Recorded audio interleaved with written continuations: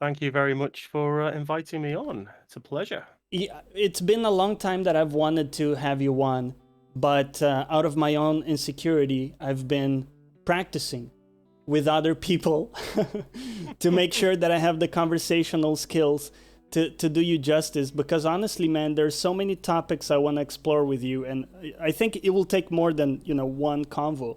But how are you with in these times of turmoil? I know you've had a lot of obviously problems with getting laid off and all that. How have things been going for you? Better since this year started, I think. I had this weird mental thing going on last year. A lot of shit went on. I lost friends to cancer. I obviously got made redundant. COVID for all of us was slap bang in the middle. We've all gone through all kinds of crap. But since this year started, I've kind of got myself going again. I've started making content again. I've been in Discord a bit more. I think I just shut down for a bit at the end of last year. I don't know what it was. I like a lack of motivation and then self-worth a little bit because I was a teacher for such a long time. It's like Yeah. 16 years. And then boom, gone. It's like, oh, And there okay. wasn't like an option for you to like move to a different placement somewhere else, right? In this No, as no. a teacher? No, well, not yet. I mean, there might be opportunities that come up, but the problem at the minute with education in this country is COVID, and no one's going anywhere or doing anything, and exams are cancelled, and fucking hell. So, Yeah. I've got an okay amount of savings to keep me going for a little bit. I'm gonna crack on properly with all this stuff now, and be more available and not be the elusive bastard I Yeah. often am. Yeah, I've seen you went ham this week. I think you put out like 3 videos. So I'm curious to hear Five. about how Yeah. that's going. We're gonna get to that, but just before, for people who don't know you, what's your elevator pitch as to who Citizen Sleeve is? All right. I'll give you the shortest version I possibly can. So my background's in film, degree in film, studied film, mainly taught film for a long time, in an academic and practical sense. Then I started making games with my brother, so I did a little bit of indie development on the side. Then I started teaching game design. So I guess you could call me a film academic who games and does other crap. There you go. Yeah, that's interesting, man. Where does content creation coexist in that, and why did you get started in the first place? What's your thinking there? I love editing. I love the formation and technique of making film. Now, obviously, I haven't got a studio and any ability to, you know, turn out proper short films that you'd see on channels like Dust with that kind of quality or anything near that. Right. So the closest I can get is to create videos on YouTube and to create content. And it started out just like skits years ago. I just did I characters and remember voices and those, dude. silly crap like the old gamer who complained about everything and the troll and things like that. I really do need to go back to doing them. But I like doing comedy voices and skits and little sketches and stuff like that. And then Yeah. then I started doing little reviews here and there and let's plays and stuff like that. And I'm just trying to work out exactly what I want to do in terms of content. Yeah, that's difficult. This question from Carrick, question for Sleeve, and he can't pull any bullshit. Which is better, Here we Legend of go. Labyrinth? And why is it Legend? No, I'd agree. I think it's Legend. Okay. I think it's Legend. That film is great, dude. That film is great. Every Uh, character is great in it. and Silver jumps in. I was gonna hit you with the same argument. David Bowie, all in one for me. It's like the Oh yeah. Oh, Labyrinth is great. Don't get me yeah. wrong. Labyrinth is brilliant, but I prefer Dark Crystal if we're talking those films. Okay, yeah. So They have a certain magic to them. yeah, It's Henson, man. weird. Like on paper, I never thought I would enjoy a movie like that, but it's pretty dope. Well, it's high dark fantasy when it comes down to it. It's not much different than what you get in kind of traditional RPGs. It's just that when you see it on screen with Yes. the designs of the Skeksis and stuff, or the monsters in Labyrinth, they look amazing. Yeah, no, I agree. But so let's go to gaming a little bit because you are like an old time gamer, right? I think you started super early on with games, didn't you? Yeah. I was born in '79, and I was playing games by about the age of 5 or 6, I guess.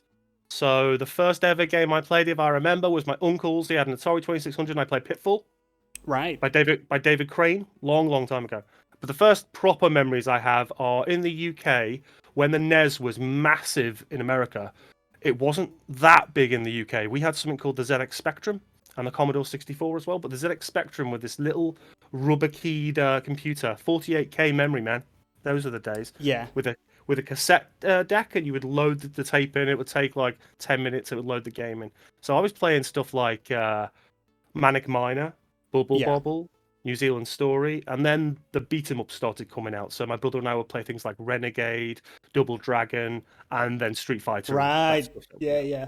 Dude, Yeah. I wanted to ask you because there's this criticism of the idea of games as escapism.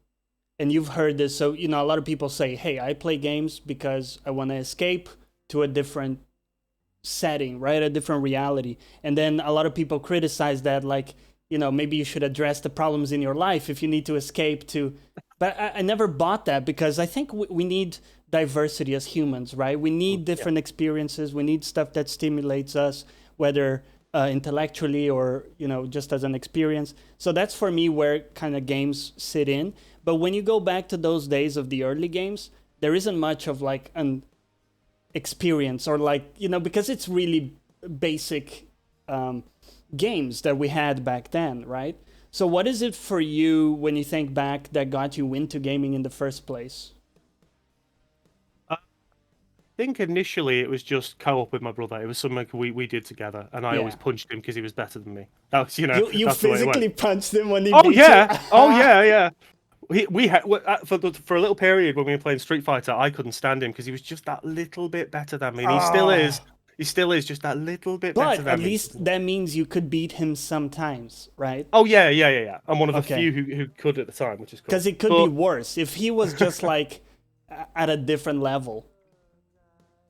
What do you do, right? There, you can't even like train to get better because you just get squashed. That's the problem. He'll go online sometimes, and I'll watch him play, and he'll beat like 25 people in a row, and then I'll go in and lose 4 and beat him twice. It's like, oh, at least something. At least I got something. Yeah. No, it's to your first point, going back to older games. I mean, it was just imagination, mate. Like I remember the first time we played. I think I got a Super NES one. Great Christmas. Yeah, I told the story loads of times. Well, I got a Super NES, but I got a Mega Drive 2. We had Streets of Rage 2 and Sonic 2 and stuff. But the first time I played Zelda, Link to the Past, and then I think we had Secret of Mana as well. Although it was not a nicely for the time, the graphics were amazing. It was 16-bit. It looked brilliant. These wonderful worlds. It was top down in 2D, but you're a kid, so you make up the world. You immerse yourself in it, so you flesh out what you don't see. And that's the beauty of being a kid. So as I've grown up, obviously games have become far larger, far more immersive, far more technically proficient, far more ambitious. But the word you used was escapism. Yes. I think that's a baseline. Okay, so anything can be escapism. Gardening can be escapism. Movies, right? Movies, film, TV series, music, books, pantomime, theatre. Any of these things can be escapism at a very base level because they distract you from a thing that you want to be distracted from. But art goes much more in levels beyond that. I mean, you're talking about mental health, for instance. Yeah. Even let's move on to something else and come back to that. Even cancer patients, burn victims, they play video We're getting games. dark really quickly in the podcast. No dark, no darkness. Video games are used by people who suffer from those kind of illnesses because it completely removes them from said pain to some extent, especially things like VR. But then intellectually as well, you want to play games to be engaged, not just to be passive like you would be in, say, a piece of music or TV. You're more conscious because you're interacting, and I think you can get into a set of routines in games that can help your mental health because you're doing stuff. It's busy work, and that's why I can understand people playing Stardew Valley and Animal Crossing, because it's so much busy work. But then for me, it's all about narrative. The game that blew my mind when I was a kid, my brother and I, was Konami's Snatcher, and it came out on the Mega CD. One of the first Mega CD games, right? My brother, man, he had the Mega Drive 2, Mega CD 2, the 32X. It's like a big fucking mound of connected plastic. Yeah. But Snatcher was the first game where I was like, wow, that is an awesome narrative. Basically a kind of point and click adventure. Yeah. where you played a cyberpunk police detective who was taking down people disguised as robots. And it was very teenagery for us, but it fit Blade Runner, and it was the first time I'd seen a game nail a kind of I've bigger heard a lot narrative. about that game. Is it like a choose your own adventure but turned point click? Kind of. So yeah, you make choices and you can get different endings and interact with characters and get Okay. clues, things like that. And then there's time, not time sequences, but sequences where you have to do certain things to get out of them, like a bomb might explode and you have to defuse it, stuff like that. And the Yeah. graphics at the time were like spot on cyberpunk. Really cool.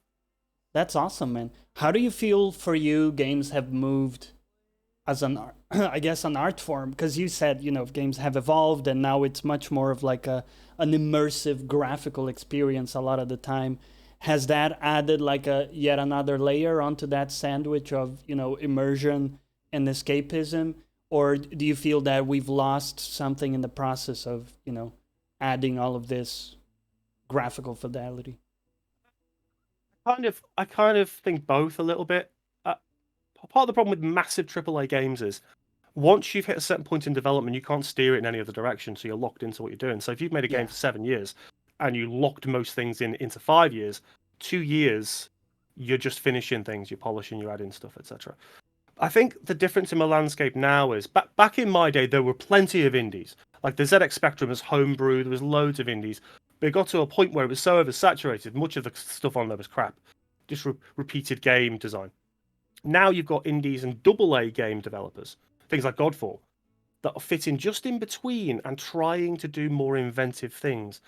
And that's opened up gaming. People complain about things like walking simulators. It's just another type of game and Yeah. a narrative driven one. So I like the idea of these new genres popping up and catering to different types of gamers because, as you said, you want a diversification and a plethora of games that people can latch onto which suit their style. The more the merrier. I agree. By the way, hi to everybody popping in, and I've seen people tweet it as well. I really appreciate it. We can't say hi to everybody individually, but hi, Oh, hi, and thanks for doing this, man. Listen, I did want to talk to you about what you've been doing this week because you've been a busy bee, with videos. We'll get onto the video stuff, but what have you been playing? well, I've been playing some games because of the reviews I've been doing. So I played some Assassin's Creed 2 the Yeah, other day for the first time in ages. Um, I played a little bit of, or I need to play some Forza Horizon after this so I can get some footage for that review. And then I've got like a load of old reviews I wrote back when these games were made for a yeah, website, and I was just going through them and rewriting them to kind of fit a more cool. looking back at context. So I'll go through those, and then I need to start writing more and Yeah, going all over the place with and games. But people can find all your stuff through the Twitch link where over there you have all the links to other stuff, YouTube and Twitter. yeah, People can find you you there. type my name into Yeah. anything, and I'm pretty much the same thing everywhere. And also you run, of course, a podcast with Silver, right, about movies and shows. If you had to like compare or I guess categorize, let's say movies and shows on one side, and then gaming, how do you view those? Is one more like linked to your career, I imagine, directly, the movies, and then gaming more of just a pure hobby, or do you view those intertwined in some way? Um, Intertwined, but more heavily to movies. Right. Like I can't escape the fact that or pretty much my entire life, since even as a young kid, I've just been obsessed by film, obsessed by it. Yeah. Watching films with my dad, going to the cinema with my mum, then starting to study it, going to uni, teaching it. It's kind of intrinsically woven into who I am. So that'll never go away. But I've played games so long from such an early age, and I've watched narrative become more important in developing games, and seen the crossovers and stuff that yeah, they're inextricably bound as well. It's just Yeah. a slight more weight towards movies, let's say. Okay. So, but most of the stuff you're doing on your YouTube, on your own YouTube, aside from the podcast, is gaming, right? At the So, minute, yeah. is there a reason why you decided to focus on gaming for the channel versus, let's say, movies? Honestly, because if I want to create short form review content, I am not a big enough YouTuber to be able to use film footage without copyright strikes or claims. Oh, I've tried it before. Used to do a thing called scene slices, where I'd take a Yes. scene from a film and I'd pull it apart really quickly and deconstruct it. And I couldn't use any foot. Every time I put a piece of footage up, because it was one full scene, it would just get claimed or take that down. But you can get around it. I can cut lots together, but that takes a lot of time for a very short video. There are ways around it, I guess, that I need to figure out a format for. That's all I'm trying to do. Whereas with the podcast with Silver, we just talk about it for 20 minutes, an hour, Yeah. whatever it is. So that's the main difference. With gameplay, it's gameplay. You can record it, you can use it, you can talk about it. Done. No issues. Yeah, Generally. that makes sense. So then let's talk about your content. Also, I did want to talk about something a bit more like, I guess, mindset related, because for a while, since you left your job as a teacher, you've been wanting to kind of get started on the content creation track. And I know it's taken you a while to kind of get the ball rolling on that. How much of that was, like mental health wise, like you needed to figure out some shit internally versus, I guess what I'm trying to get at, a lot of people probably sympathize with wanting to do something but never like breaking the inertia, So, and you've done that this week. So you broke the inertia, you're now rolling. What Yeah. what was the push for you to manage to do that finally? Was there something that, like an epiphany where you said, "Hey, I got it, let's do it"? I talked to Carrick in Discord. Yeah. That's literally it. Did he tell you to get off your ass? And No. He's been doing it a lot anyway, and Silver's been come on do stuff, and Kerry has, my girlfriend. Lots of people have, but it was at the start of January. It must have been maybe a week away or something, a bit into January. And I was in Discord, and we had a chat, and he was just like, "Why haven't you done anything for the podcast yet?" I was like, "Well, Silver's ill a bit now," and it's like the usual excuses I give. You know what I'm fucking like. And he was just like, "Why aren't you doing anything? You've got all this time. Do something." So I was like, "Right, okay." So the next day, I recorded some reviews. I got the footage, and it started feeling good again. Honestly, I've just been languishing, mate. I've been really down. I've been, depressed for long periods in the last portion of last year, most of last year. Fuck it, let's face it. And then when I got made redundant, I just kind of felt a bit worthless. And I know I'm not. I know it's a stupid thing no, to I even think or understand. say. It's not stupid at all, because it's not a matter of are you in fact worthless. That's one of those, like, how you feel about yourself when you're by yourself, Yeah. kind of things. And we all go through periods where it's we're just like low on that self-esteem aspect. But it sounds like you're doing a bit better. And do you think that making the videos and have something tangible out there that you've created kind of helps with that? Massively, like massively. I've always liked the process of creating something in its disparate form, assembling it, constructing it, releasing it, and seeing people's response. And I've got nothing else to do right now. Like I need to sort out a part-time job at some time very soon and start getting that sorted, because this isn't just going to start paying the bills magically overnight. But I need consistency, and that's the single most difficult thing I've always found with this stuff, is just getting off my arse and doing it every day. Now I've got the time. I have to start doing this every day because it'll keep me going. It'll keep me focused. I'll get better at it as I get re-click with it and start getting more creative ideas. I mean, at the minute, I'm only really doing retro reviews and a bit of streaming here and there and some other videos. I might bring talking title screens back, but I'd like to make game documentaries, to be honest. But the problem with that is the time it takes to do them, the Right. complexity of the edit, the footage you need to gather. So I think for something like that, what you need is to have a bit of an audience that can support you directly, say through Patreon or something like that, in a way that you're not a victim to the YouTube algorithm. You don't depend on it suggesting your video to make any money back. Assuming you want to make some money because you're putting a lot of effort and time into it. So exactly. You want to make it pop as much as you can, right? So for me, I think what you're doing makes sense, which is like it's almost like a wedge, right? You get your foot in the door, and then you can sort of create something from there. But if you go too ambitious first, then you're putting all this time and you're not seeing a lot of return. So I think that makes That sense. that that's the problem, yeah. So I think what I'm going to do is exactly that. I think I'll keep releasing smaller videos to keep the channel going and growing and kind of finding my way a little bit, Yeah. and start coming up with some smaller things. But in the background, I want to just start working on a documentary.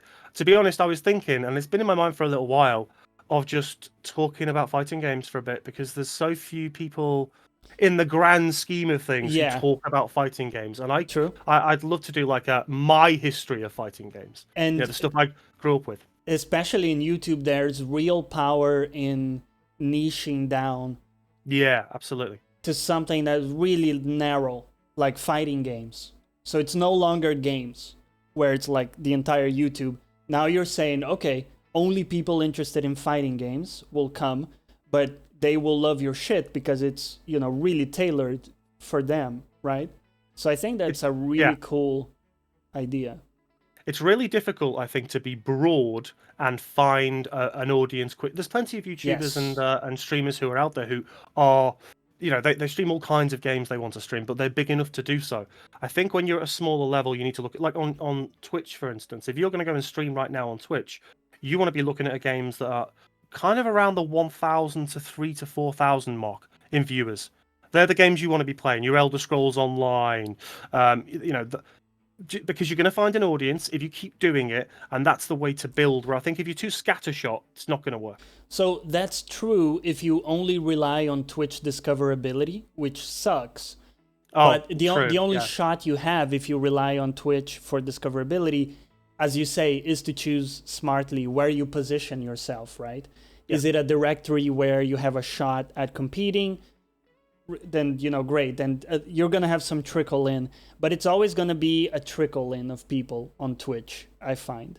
Because it just isn't set up for people to find you in a massive, yeah. scalable way. Whereas Whereas on YouTube, YouTube, one video. Yeah, you can have that one video, dude. It's so crazy. I have like a couple videos on my channel that have done like 100x better than any other video, and I your don't. I have guides no idea do well. why, but I have no idea why because when I look at the video, I've done other videos that are similar. So the thing is, you never know what's gonna pop on YouTube. So you just gotta do a lot of stuff and see what sticks Yeah, within exactly right. your vision for your content. You don't want to just do fucking dancing classes if that's not your thing, right? But yeah. So how have things gone for you with these 3 videos? Are you happy with the direction so far? Are you planning on doing different things?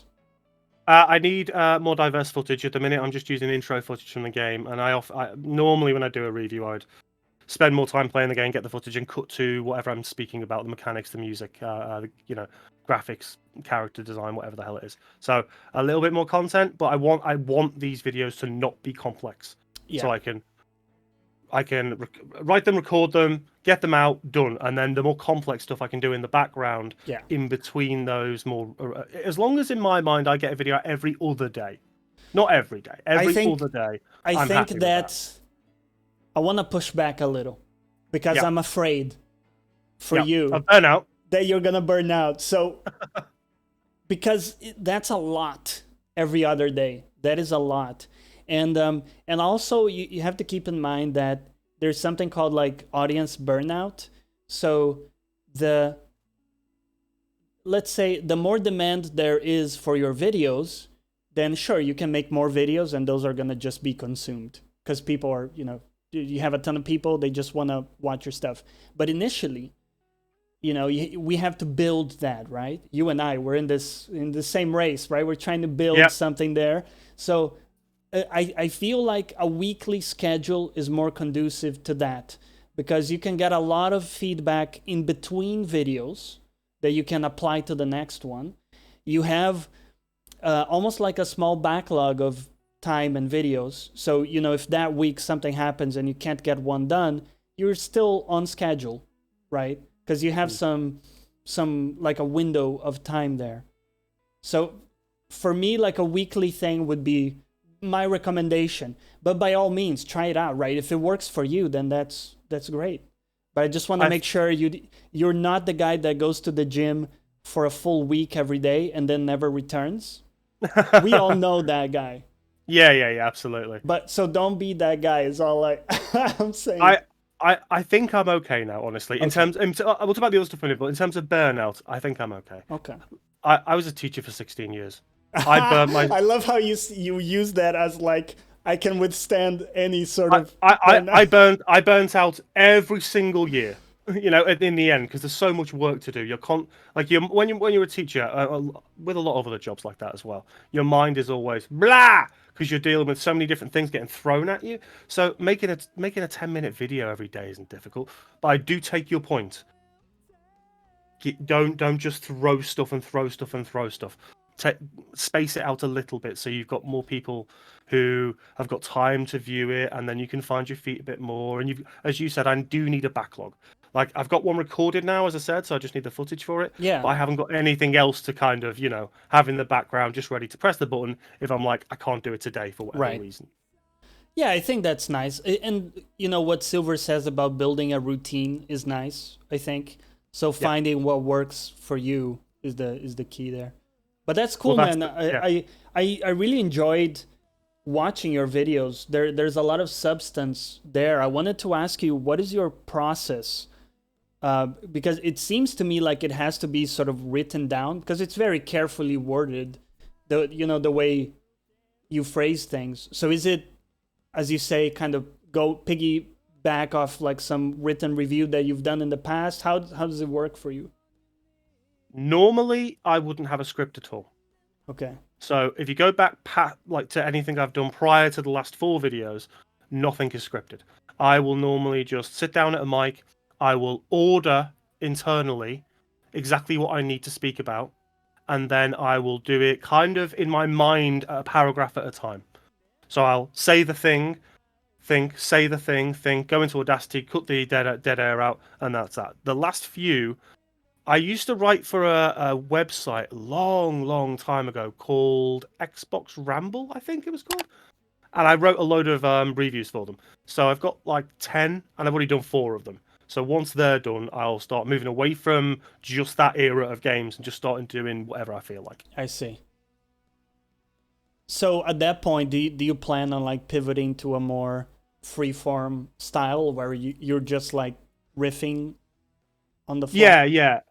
Part of it, like I do like writing, but part of it is whenever I read, and I can tell this, which is why I try to interject a little aside here and there. Yeah. Whenever someone reads from a script, unless it's a documentary format, if it's short form, it's often too dry.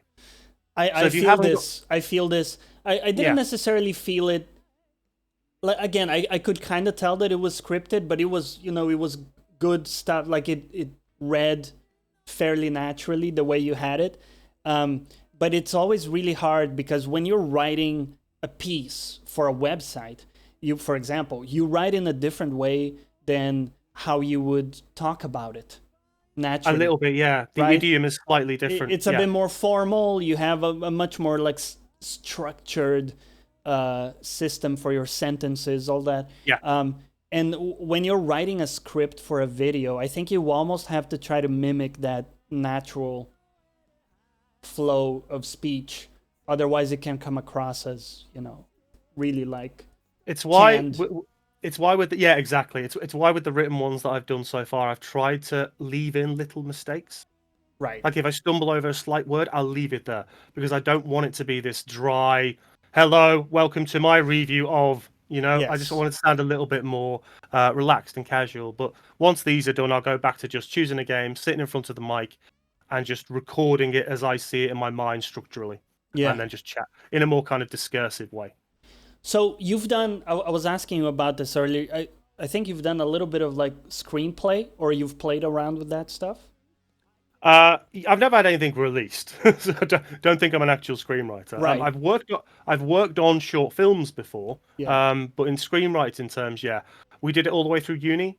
So I've got Right. radio plays, and I've got short film scripts, and I've got little bits of narrative here and there. I've got folders on my PC with all kinds of crap on there from Right. all over the years, So mainly horror. mainly horror. Okay. So Yeah. do you ever think about, when you're going to make a video, do you ever think of applying any of those ideas to how the video is going to be So, when it comes to like, if you think about a screenplay, a YouTube video can be like a mini screenplay where you have, like a beginning, middle, end, and you have this sort of overarching message you want to send with the video, I guess, and this kind of direction you want to take people. Do you think of it to that degree, or is it much more just like, hey, I'm just talking about this topic or this game? If it's like the characters I've done, I have written scripts for little mini scripts. Yeah. The problem with the stuff you're talking about is again just the time it takes, because what I would normally do if I was going to do that kind of thing, which I've done before, I would write a screenplay. I would, and don't forget, if it's only me as well, I've got to come up with all the voices of different characters. Yeah. So I have to make it limited. It's got to only be really 2 or 3, and then I've got to try and find some visual costume to distinguish, even if it's glasses, no glasses, different t-shirt, hat, whatever. And then literally what I would do is I would sit for probably a couple of hours with the lines for one character and come up with a voice that sounded right that I could keep going for a while.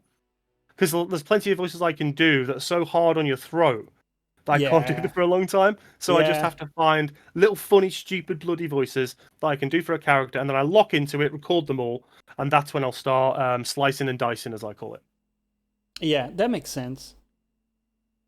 Okay, cool. So I wanted to talk a little bit about movies and shows, unless you had something else on the stream or like video stuff No, you that crack you on. want to talk about. By the way, are you gonna come back to streaming? Yes, that's the plan. Yeah, Monday. Okay. I'm going to be streaming Phasmophobia on Twitch in the evening with Silver. And we're going to start getting back into doing that regularly. Start getting back into doing the last podcast regularly. Awesome. All Okay. those things. Cool. I'm looking forward. You still owe me a collaboration at some point for a video game or something. We'll play. Oh yeah. Just ask, dude. Just ask. We'll get it on. Okay, cool. So that sounds wrong. Now you've made it weird, haven't you? Get it on. We're gonna get it on. Okay. Anyways, let's go to movies a little bit because I want to talk movies with you. Yesterday or last night, I rewatched The Prestige, which is one of my favorite movies. First of all, have you seen it? No pressure, but if you don't like it, we can't be friends. It's one of Nolan's better films. Yes.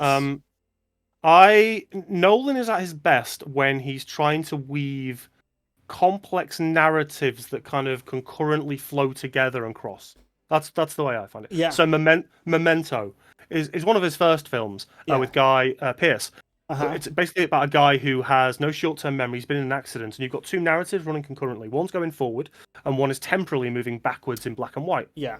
And the black and white is the real, or the memory of what he's trying to assemble to what's happened, and the narrative flow moves forward for the other. It's really, really good. And then you look at things like Inception and The Prestige, and I think they're his best films. Right? I watched Tenet last week. I haven't seen that one yet. I won't spoil anything. Yeah, but overall, it's basically Inception, but it's using a different kind of mechanic, if you like, instead of the world within the world within the world, the microcosm within the microcosm that Inception does. My problem with Tenet, unlike Inception, was it has no heart. It's a really cold movie, and I didn't care about any of the protagonist or any of the other characters really at all. Whereas in Inception, that cast is great. That's a bloody good cast. I mean, Tenet like does have a good cast. So, actually, I was surprised. I'm trying to remember his name. Is it Robert something? The guy from Twilight that's in Tenet. Oh, Patterson. Yeah. Robert Pattinson, yeah? I used to think he's like, hey, he's a one-trick pony, right? Twilight, we get it.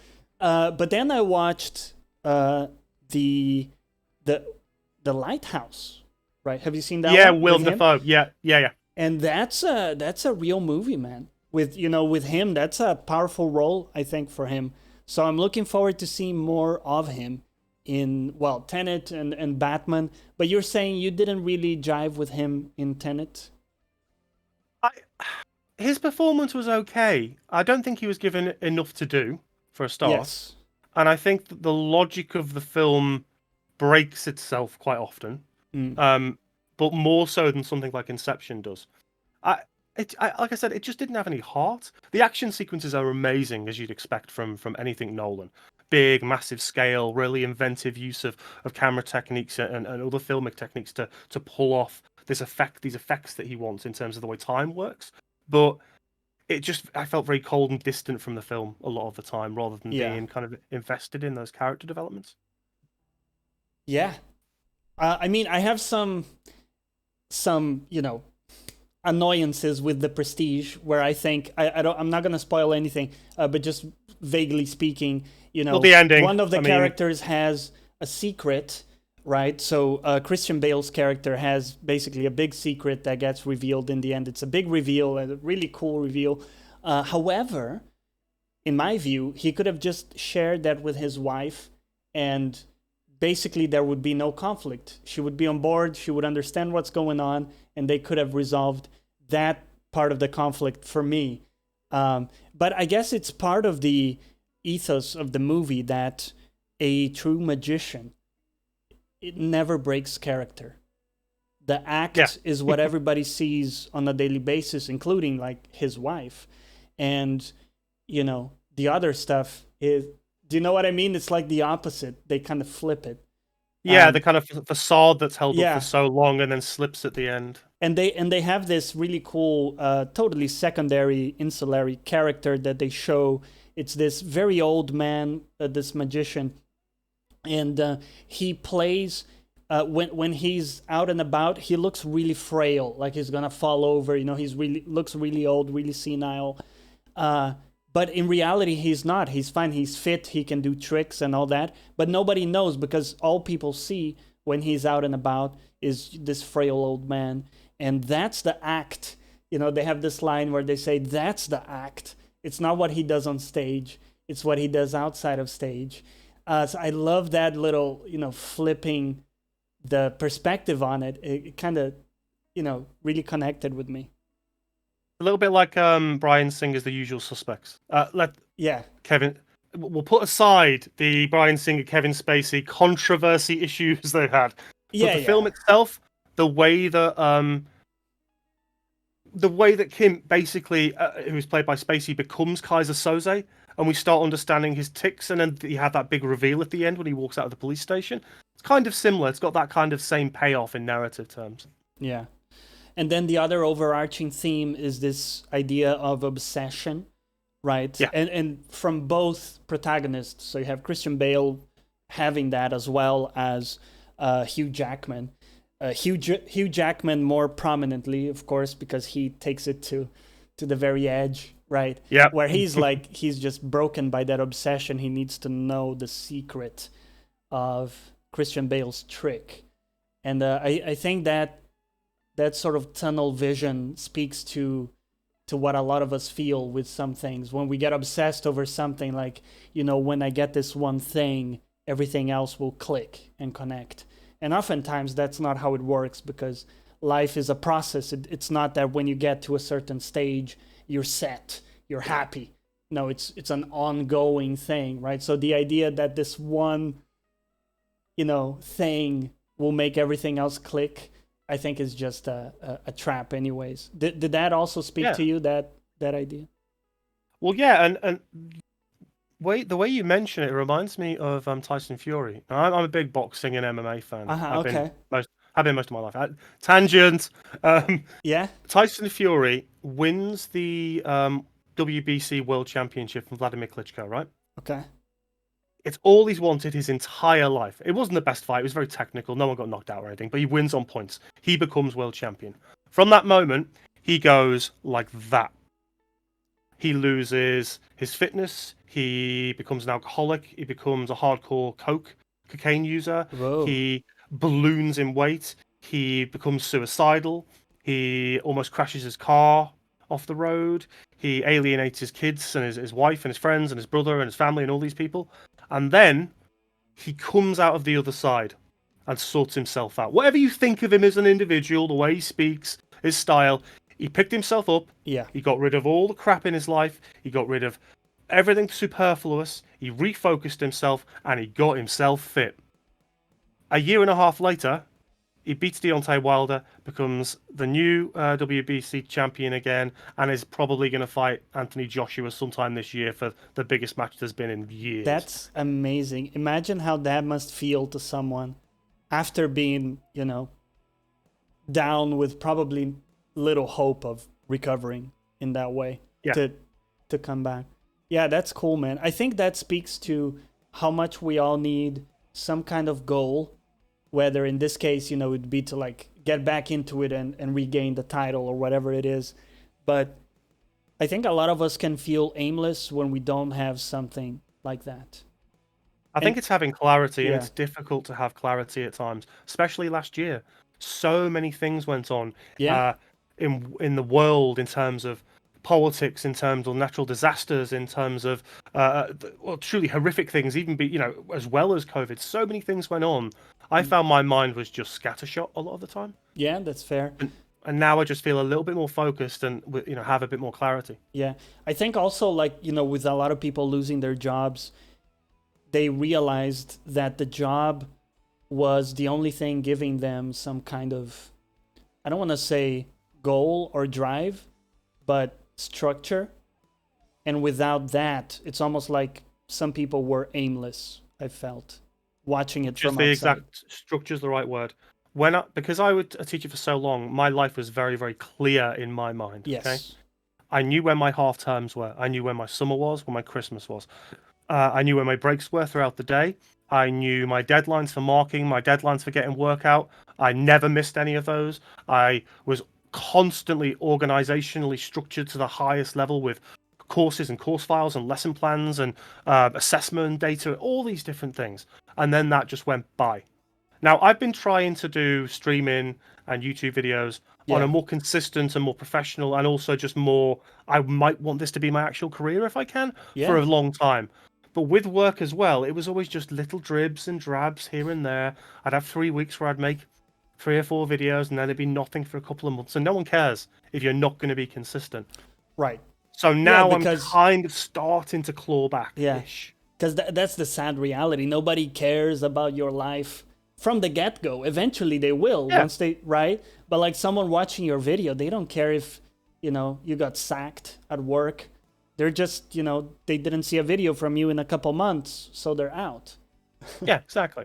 Yeah, if you're not providing the content for people to view, they don't know what's going on in your life, and they might have had way worse time than you. The world's like that at the minute. But you know what? Eventually, people do come to care. Like, especially I've found on Twitch, people come to be pretty like loyal and connected with you in some way. Obviously, remotely and all that, but like people actually asking you how you are if you miss a stream. That was one of the cool things. Like, hey, I noticed you miss a stream. Are you okay? Like someone reached out. That's really cool because it's the opposite of what I said. Someone being like unfollow because you didn't do a stream. No, they're like, hey, are you like following up? It was like a cool. So I think Twitch is really a really cool place to cultivate a bit of that live interaction. I mean, you can do that on YouTube in a different way, not live, comment based, but to actually speak to people live and have them comment live and have that literal conversational interaction is different. And I think you get to know people more. I mean, I think I'm quite lucky though as well, because not only have I got great mates I've known for years and years who I went to uni with and all that stuff, but you guys, I've got a little internal network of like, Carrick and you and Silver, Johnny, Absy, all these amazing people in the chat that I've known for years now, years and years. It's 5 years, 6 years. Yeah, it's so crazy how long it's been already. That you get positive feedback, and you've got people who are willing to listen to you and help and maybe pull you out of a hole you're in now and again, which is good. That's great. That's the way it should be. Yeah, so shout out to the ACG Discord. Get your asses in there. Shout out, yes. Very cool. Yeah, I think in general, just Discord has been a big crutch for people in these times as well, to have someone to reach out but let's move on to a bit more like happy topics. Let's talk a little bit about TV shows. Do you watch comedies at all? Oh, that's a difficult one. Because you're more of a horror guy, aren't you? Yeah, I get locked into horror quite massively. But yeah, I'll watch anything. I've got no qualms about any genre. I mean, when I studied film, I studied every single genre of film you could Yeah. imagine. So I don't really care if it's good. I was just Uh, curious because I've always seen you as the horror guy, but maybe you had this whole other, like maybe you're a big rom-com sucker, but no. well, okay. Two parts, right? Let's do the rom-coms. My favorite rom-com of all time is When Harry Met Sally. There you go. Uh-huh. Yeah, If it's a it's it's a good, classic. if it's good, then it's good. Doesn't matter about Yeah. genre. But in terms of TV comedy, my stuff is like Red Dwarf, Hmm. Scrubs, if we're talking American, Yeah, Friends, yeah, you know, great. um, League of Gentlemen, horror Good. comedy. So Uh-huh. right, straight away. So that those kind of TV series are my bread and butter. Stuff that Red Dwarf I grew up on. Used to watch it with my dad, and so I've always loved that. Always locked into it. There's a lot of stuff that came out in like I used to watch Monty Python, Mm-hmm. the Yeah. TV show, Flying Circus, repeated on TV when I was a kid as well. So a Yeah. lot of that stuff. But lately, I've been a little bit Parks and Rec here and there. Yes. Very Need to good. get back into that. The Orville, The Orville. which Good. Yeah, it starts off as it, a comedy, kind of gets yeah more becomes serious. more Star best Star Trek there's been for a long time. The Orville really is. Let's be honest, it's the real sequel to Star Trek. Yeah, When it gets to the more like serious second point, season. yeah, because it's got that nice episodic thing that Star Trek had, where each episode is its own Little mini self-contained. narrative. Yeah, Yeah. very cool. Yeah, I like that, man. But you touched um, on something that hit me the other day. I think you were speaking. I'm trying to remember exactly the context, but this is something I wanted to ask you about. And relating to what I do on Twitch, and now what you are also gonna do, which is putting yourself out there, right, as a Twitch streamer. It's very difficult to put your finger on what skills are needed to succeed, because it's also like in the air, right? Is it that you're funny? Is it that you're engaging in how you speak? So I always think about new skills to learn, to incorporate. And one thing that I thought about is, for you, you've done so many different things. Have you done anything like stand-up comedy or like improv? No, I've always thought about it. I've been on stage before in plays and stuff like Right. that, long time ago. And obviously, when I'm doing when I'm teaching film or teaching media, we'll Yeah. often do scripts and block scenes, and you set up the camera positions and go through dry runs and stuff like that. But no, never done anything actually stand-uppy based. Yeah, because that's just one example of a skill that you could bring to Twitch, right? So if you're someone I've who's always done, thought about it, and it scares me a little bit. But yeah, because I was a teacher for so long, if you look at the history of a lot of stand-up comics, especially in Britain, a lot of them were teachers first because they're dealing with different age groups. You're having to perform often in front of a group of people. If you don't entertain them to some extent, even when it's like really dry work, they'll lose motivation. So mm, you're kind of performing a little bit. So a lot of yeah, teachers do go on to stand-up comedy. yeah. I was curious. That was more of a hunch. Like it felt like you could have done stand-up comedy, just based on how you speak sometimes. So that's why I Maybe. asked you about that in specific. But I guess there's a lot of these like different skills that you can bring to bear, and just like talking in general, right? Being able to talk in a way where you're not stopping every end of sentence. You're not doing there's a lot of stuff that goes into it that uh, people don't realize. But I feel like you have a lot going for you there. I haven't noticed you really stumble a whole lot. Whenever we've talked, even like casually, you seem to have a pretty good train of thought. Is that something you've trained?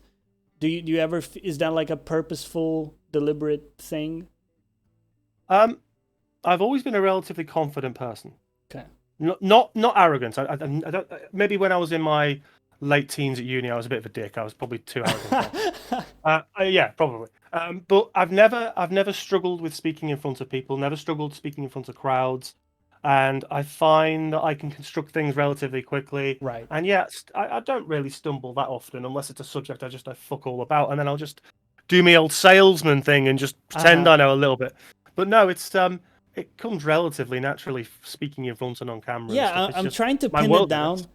Like what I get from you is a mix of just being like comfortable, because you strike me as just being comfortable, and then also being sort of present in the sense that you're not thinking ahead.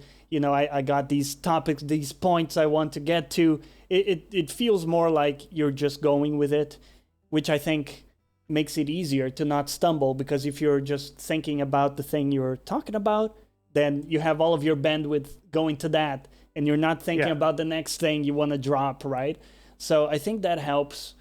So I just wanted to lay that on you, as I guess a bit tooting your horn there. But yeah, Thank you very much, sir. I think that's something that for most of us takes a very, very long time to develop. And on the bright side for you, it seems you kind of have it going naturally. So The flip side though is that you've got the stuff I need, if you see what I mean. So I I don't might, see what you mean. What do I well, have? I might be confident on camera, and I might be quite naturally so because I'm used to it and all that shit. But you are technically better than me, that's for sure. I think because you work at it, you're more consistent. You have a high level of professionalism in the way you go about presentation, which is absolutely excellent. The way you designed everything, even your backdrop, the way you constructed that, the lighting is very balanced and nice, you know, and you have a nice sheen across everything you produce, and you speak with not gravitas, but with a little bit of demeanor about you, Well, I a little bit of appreciate that. I didn't mean this to turn personality. into a circle jerk, but I will take it. I appreciate it. Well, I mean, look, we've known each other a long time now, and I Yeah. think, do you remember when you first started the International, and it was getting used to speaking in a group of people and not talking over them and finding a balance in when to Yes. respond? And it takes a long time sometimes, you know. Again, I think I was just used to it a bit, whereas you clicked at some point. Well, it wasn't that long in. You just clicked, and you know, and now the podcast is just lovely. The way you guys interact with each other and you bounce off each other. Yeah, it's really tricky, but at the same time it kind of works fine without much effort. It's like a weird thing because it's difficult to get a word in sometimes, because obviously it's Carrick's show. I don't want to derail it with my random thought, right? It's not my place And to be. Silver never shuts the fuck up. I mean, Silver never seriously, shuts the man. fuck up. Reg interrupts sometimes, but overall we're pretty good at, like getting everybody to sort of speak and let Carrick take it where he wants to take it. So I think it works well. It's one of the few. I'm trying to think. Yeah, 4 people is a large number for a podcast, I think. Overall, it tends to be less people than that. It's not, you know. If you look at like the Spawncast, I don't watch them very often, but the Okay. Spawncast can have like 10, like Dreamcast guy Oh, and like yes. just a whole load of people, and because they've got kind of a nice structure, it works ish. But they do have a couple of people who are audio only. There's no cam. That I find difficult. I find If that it's very difficult for me. just audio, then you've got to be even more conscious of letting people speak and listening, and not, as you said, having 19 thoughts and points you want to make down the Yeah, line. because Just if I'm doing being present. this, Carrick knows I want to speak, Yeah, right? So there's some like body language aspect to it. exactly that. And Carrick is probably the person who's taught me how to podcast more effectively than anyone else, Yeah. because I've done so many little bits with him, and you get used to the flow of people. Yeah, and obviously, he's very inspirational to me as well. I've taken a lot of pages from his book. One of the things is like he's got this ability to never stop talking, which is very Yeah, valuable as a yeah. streamer, right? He's got this ability to hook the end of one sentence to the next. And a lot of times I feel like he doesn't even know where he's going with that, but he's so present in it that he figures it out. It's almost like his brain is just faster than his mouth in some way. So the brain is just just Sitting on the enough fly. ahead Yeah. that stuff is coming out like with a steady throughput. So it's an awesome skill. Love you, Carrick, you bastard. Love you. Yeah. But dude, so we talked about shows, movies, games. Let's talk real quick about music because that's a big thing for me. Are you a big music fan? Yes, but not really new music unless it's from games or movies. So do you mean that you listen back to old stuff, basically? Yeah, so I grew up with my mum and dad playing everything from the Bee Gees and Dire Straits to Diana Ross, the Supremes, Yeah. Luther Vandross, those kind of things. Then I hit Michael Jackson and all the big poppy stuff when I was a teenager, and then I really clicked into the stuff I liked when I started listening to things like Pearl Jam and Soundgarden, Stone Temple Pilots, Oh yeah. Nirvana, and then my uncle Graham when I was a kid. He hurt his back when he was 19, so he couldn't work. So in his lounge, he just had records everywhere, everything you can imagine. AC/DC, Poison, all these amazing old school rock bands, Def Leppard. So I used to nab them and copy them to tape, and so I had loads. And then rap came along, and I started listening to Ice-T with Body Count, which is like rock kind of rap at the time. Yeah. And then NWA, and they came across. And then when I was around kind of 17, 18, I guess, Britpop was just over and dance was kicking in. So raves were going on. Yeah. Faithless was huge. Prodigy was huge. And then I started getting into more calm things like more Chiba and Zero 007. So that's Okay. kind of, but I like orchestral stuff as well. Ride of the Valkyries, like the Yeah. Excalibur soundtrack, a lot of classical music. The only stuff I really just don't fucking like is soppy R&B and pop songs. They R&B really and have pop to songs. Okay. have to be very specific, like stuff like No Diggity. That's a fucking brilliant R&B song, but the more commercial stuff, I just nah, not I really my get thing. you. That's I'm okay. Yeah. quite eclectic. Yeah, and I think like also game OSTs, right? Because you've mentioned a couple. You also Mass Effect. no diggity. Yeah, No Diggity should be in Mass Effect. They should put that in the remaster. yeah. But I did want to touch on AI. I know it's totally unrelated. It's not a good segue, but I wanted to somehow shoehorn this in because you watch a lot of movies, obviously, and so you've come across all these narratives of AI and how it can turn out, right? All the disaster scenarios, but as well like the cool stuff that can come of it. And I always think back to what's the name? One of my favorite sort of AI movies, no, Ex Machina. Yeah, have you seen Yeah, that one yeah, from Alex Garland? Do you like that movie? yeah. And he's a great writer. I can't remember his first directed film or one of. He was the guy who wrote The Beach, for instance. He's done a Yes. load of stuff. So there's this idea, right, of the test that where like, hey, is it conscious? Has our AI become conscious? And you see this everywhere, right?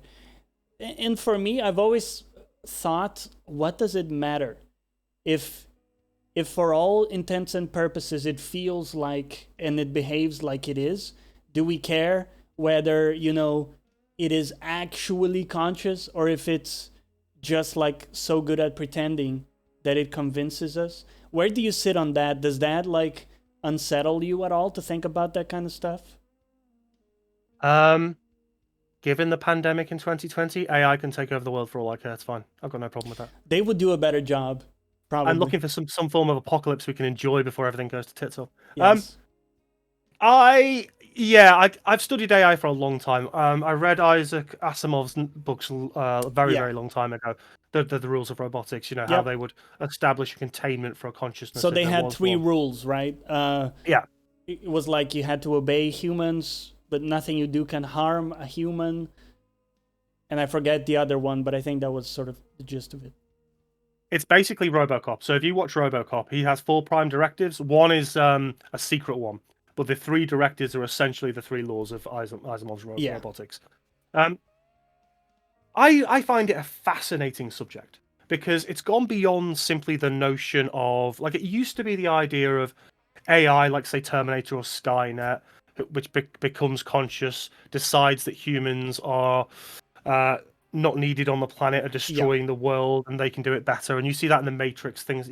We got that for quite a long time, but now we're starting to see this idea of like Ghost in the Shell Yep. is an outstanding manga movie.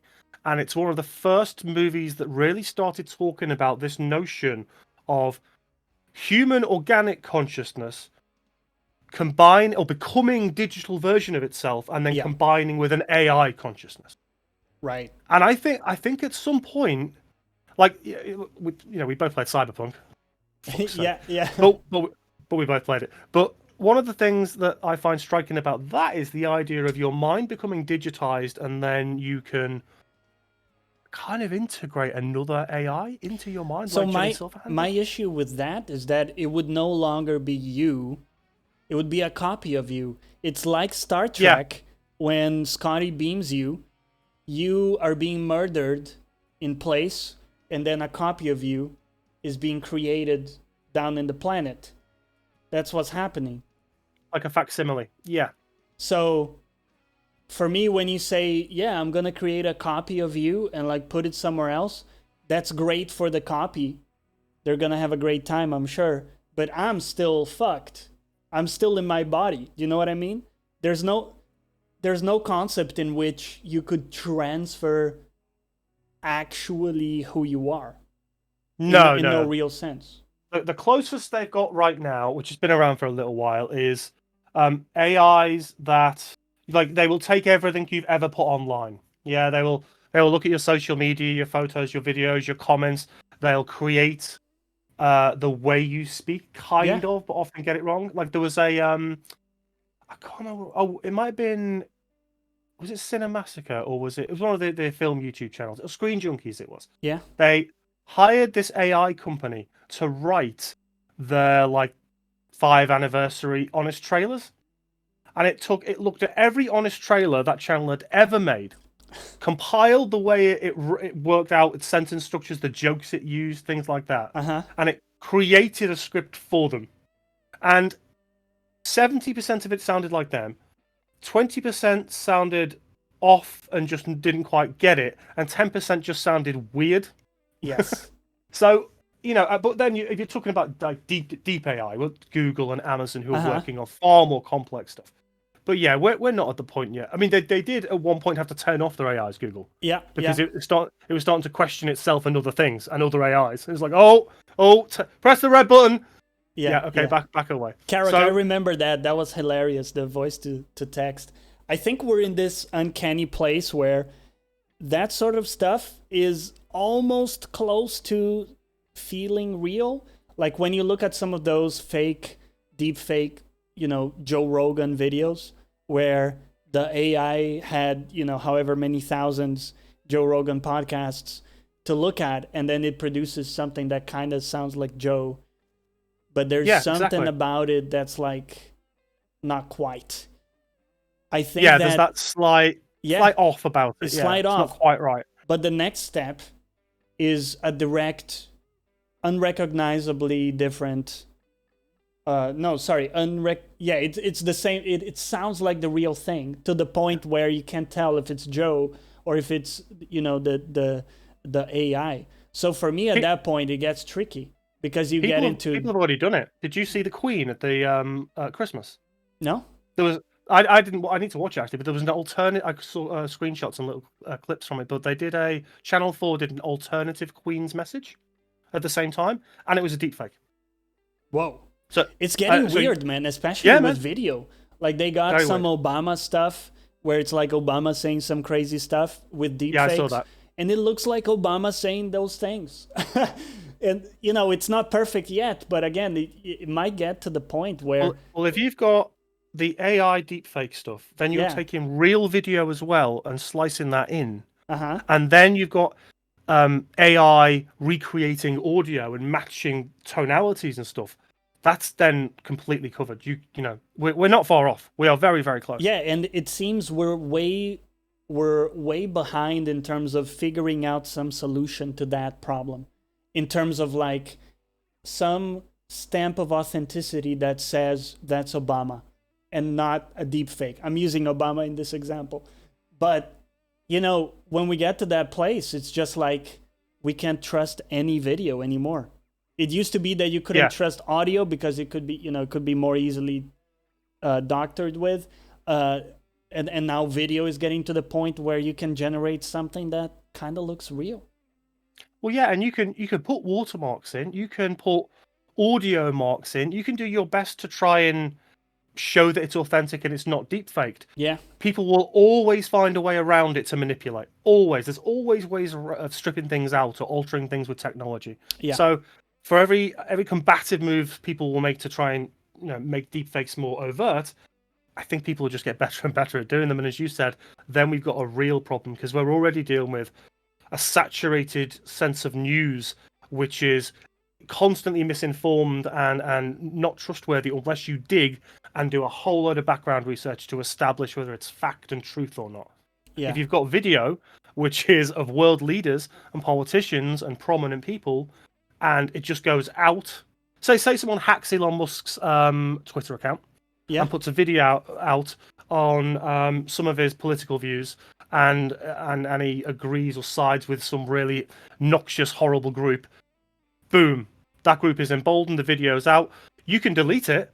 It'll have already been screen grabbed 1,000 times. It'll be uploaded on YouTube. It'll be in the web, and that's the problem. Once it's out there, can you discern what's real and what's not? You need to be very savvy about the way you understand media, mediation of sources, and just do your fucking background research. Yeah. Wow. I did want to discuss that with you. Sorry for the weird tangent, but that's one of my favorite topics. Weird tangents are the best. Yeah. Well, listen, thanks for doing this, man. It's been a blast. We need to have you on again because many other topics we didn't get to. Well, topics themselves, they are awesome chocolate bars, little nuts in them. Thank you for them that little tidbit. I appreciate it. All right, CitizenSleeve, take care, man. We'll see you next time. Take it easy, guys. Thank you, Johnny. Take care. All right, everybody. CitizenSleeve in the house. I hope you enjoyed the conversation. I hope you check out his channel and YouTube channel through that link as well. I'm going to take a very short break to brew a coffee, and then we're going to be back with community games in Satisfactory and a co-stream with our friend Colossalus, who's also been a guest in the ACG podcast before. So we'll come back in 5 minutes.